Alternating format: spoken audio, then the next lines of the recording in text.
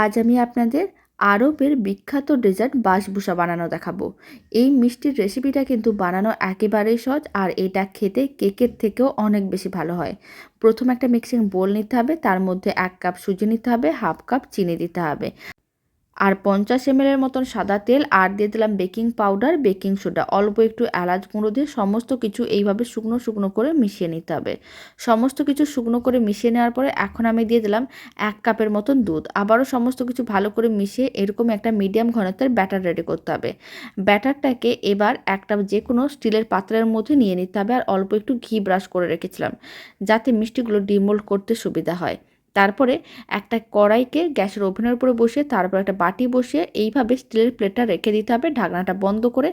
আর ছিদ্র যে আছে সেটাকে একটা ছোট্ট কাগজের টুকরো দিয়ে বন্ধ করে 40 থেকে 45 মিনিট এইভাবে লো ফ্লেমে বেক করে নিতে হবে। 15 মিনিট পরে এইভাবে একটু ঢাকনা খুলে কয়েকটা চৌকো শেপ দিয়ে দিতে হবে যাতে মিষ্টিটা দেখতে ভালো লাগে, আর ওপরে একটা করে চেরি ফল দিয়ে দিতে হবে। এদিকে একটা চিনি শিরা রেডি করব, তার জন্য নিয়েছি 50 গ্রামের মতন চিনি, অল্প একটু জল দিয়ে ভালো করে ফুটিয়ে চিনি শিরাটা রেডি করে নিয়েছিলাম।